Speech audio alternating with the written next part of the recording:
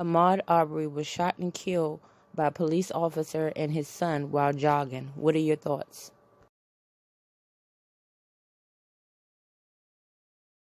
Georgia Public Broadcasting has been following this story. Good morning, Emily. Good morning. What do we know happened on that day? So Ahmad Aubrey was out for a jog, and a man named Gregory McMichael saw Aubrey running by and called his son Travis McMichael. They got their guns, hopped in a pickup truck, and confronted Aubrey, and then one of them, Travis McMichael, allegedly shot him. And we're saying allegedly, but these two men have said they shot him, right? They've said that one of them shot him. What is their reason? Well, they say there'd been a string of break-ins in the neighborhood and that Aubrey had shown up on security cameras.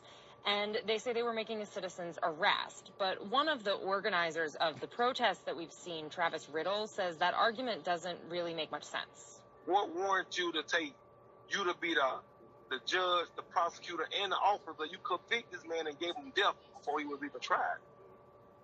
And at the protest yesterday, they were actually handing out running bibs, like you might wear in a race, that said that had the hashtag #IRunWithMaude on them, because they're really just stressing the fact that he seems to have just been out for a jog, like many people do. And now there's video showing what happened. This all went down in late February. It's 2 months ago. Why haven't the authorities there done anything? Well, that's a major question and source of the anger around this case. One reason for it is procedural. 2 district attorneys have had to remove themselves from the case because one of the men who confronted Aubrey, Gregory McMichael, worked as an investigator in the Brunswick DA's office for more than 20 years.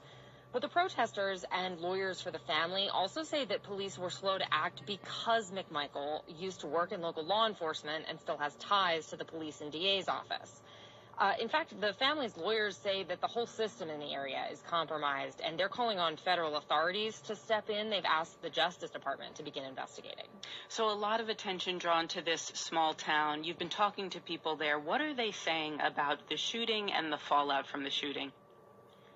Well, there's been a lot of anger on social media really since it happened, but now that the video has come out this week showing the shooting, it's really inflamed the community.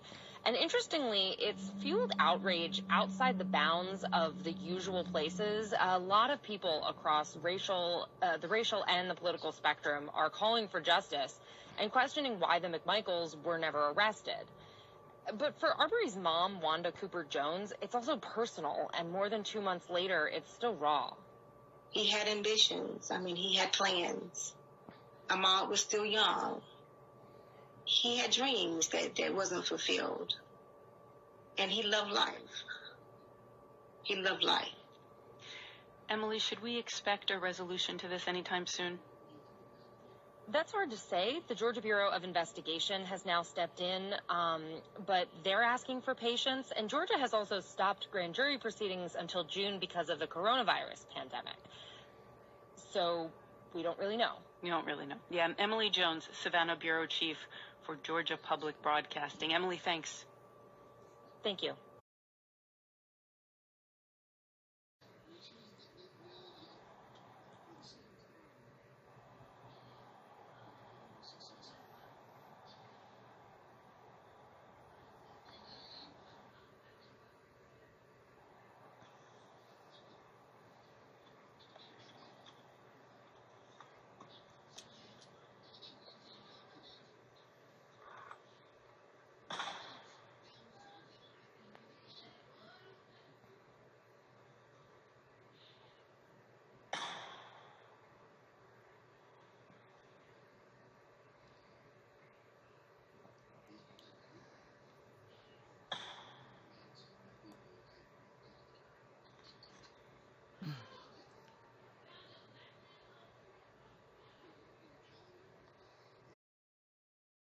Thanks for watching.